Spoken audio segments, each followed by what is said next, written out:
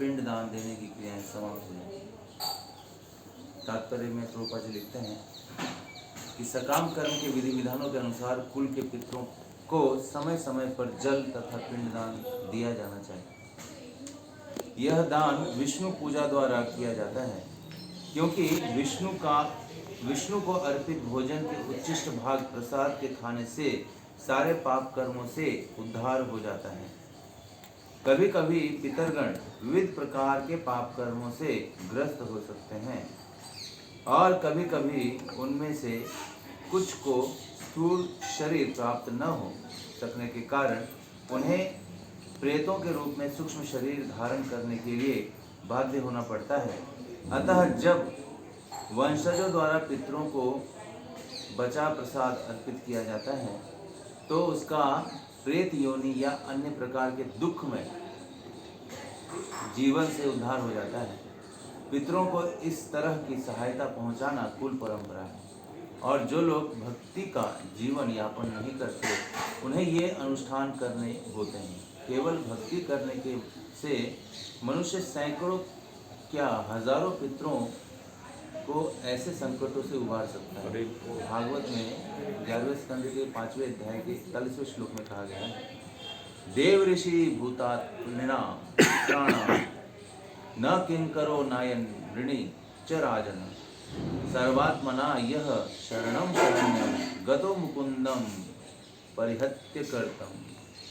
जो पुरुष अन्य समस्त कर्तव्यों को त्याग कर मुक्ति के दाता मुकुंद के चरण कमलों की शरण ग्रहण करता है और इस पथ पर गंभीरता पूर्वक चलता है, वह देवताओं, मनुष्यों, सामान्य जीवों, स्वजनों, मनुष्यों या पितरों के प्रति अपने कर्तव्य का ऋण से मुक्त हो जाता है। श्री भगवान की सेवा करने से ऐसे दायित्व अपने आप पूरे हो जाते हैं। कितना सुंदर बताया है, एकदम क्लियर कट है ना।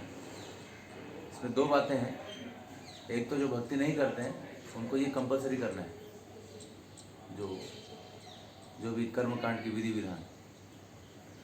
जो भक्ति करना शुरू कर देते हैं गंभीरता से, सीरियसली, इसमें गंभीरता बहुत इंपॉर्टेंट शब्द है, जो गुरु महाराज के आदेशों को पालन करके और उनके नियमों को अपने जीवन में उतार करके पूरी तरह से शरणागत होकर के फिर अपने जीवन को भक्तिमय सेवा में जोड़ देते हैं, उनके लिए सारे ये जितने कर्म कांड हैं, विधि, वो सब समाप्त हो जाते हैं।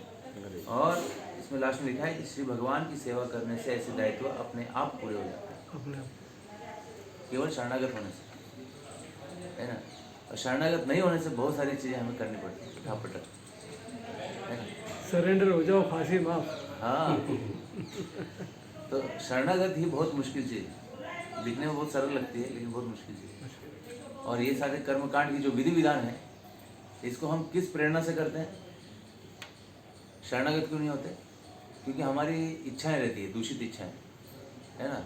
जैसे भगवद गीता में बोला है, कामस्तस्ते तक ज्ञान प्रपदन्ते अन्य देवता। हमारे मन में कुछ इच्छाएं रहती है, उसको पूरा करने के लिए अगर हम शरणागत हो जाएंगे तो वो इच्छाएं पूरी नहीं होगी। वो इच्छाएं पूरी भी होगी तो किसी अलग तरीके से होगी, है ना। जैसे अलग अलग गुण हैं, रजोगुण, सतोगुण, तमोगुण, इन सारे गुणों में उसकी इच्छाएं रहती हैं। इन सारे गुणों की इच्छाओं को पूरा करने के लिए उसको परिश्रम करना पड़ेगा। लेकिन जब वो शरणागत हो जाता है तो शरणागत होने के बाद उसकी सारी इच्छाएं कैसे पूरी हो जाती हैं? क्योंकि शरणागत हो गया, उससे पूरी इच्छा होगी। शरणागत होने से उसकी इच्छाएं सारी पूरी होगी। अर्थात इन सारे कर्मकांड की विधि को, जो उसको कष्ट देने वाले थे, उन सारी विधियों को उसने त्याग करके सर्वधर्मान परित्यज्य मामेकं शरणं व्रज अहम त्वं सर्व पापेभ्यो मोक्षयिष्यामि मा शुचः, है ना। ये शरणागत की विधि है। लेकिन शरणागत अगर नहीं है तो वो सारी विधियाँ, तो हमारी स्वतंत्र इच्छा को जब हम भगवान को समर्पित कर देते हैं, वही शरणागति कहलाती है। स्वतंत्र इच्छा को, अपनी स्वतंत्र इच्छा को कोई किसी को देना नहीं चाहते, है ना। तो अर्जुन ने वो स्वतंत्र इच्छा जो है भगवान को अर्पण कर दी। क्या कहा? करिष्ये वचनम तव, आप जो बोलेंगे मैं वही करूँगा। इसको बोलते हैं अपने इच्छा से अपने आप को समर्पित करना। किसी के दबाव में आकर के समर्पित नहीं होता है। ये समर्पण जब आएगा तो हमारे सारे जितने भी विधि विधान हैं, कर्म कांड, ज्ञान कांड, विषय कांड, ये सब जितने भी हैं, सब क्या हो जाएंगे, अपने आप सॉल्व हो जाएंगे एक कृष्ण की शरण लेने से, है ना। और इसमें एक बताया गया है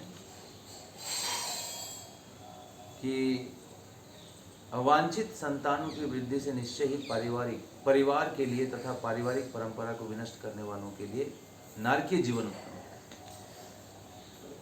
मतलब ये जो अवांछित संतानें लिखी है, इसका अर्थ ये है कि यहाँ पे अर्जुन जो बता रहे हैं कि हम युद्ध करेंगे, युद्ध के बाद क्या हो जाएंगे, सबकी मृत्यु हो जाएगी, तो स्त्रियां दूषित हो जाएगी, उनसे जो संतानें आएंगी वो क्या होगी, अवांछित होगी, और उससे वर्ण संकर पैदा होगा, और वर्ण संकर से पूरी सृष्टि का विनाश हो जाएगा।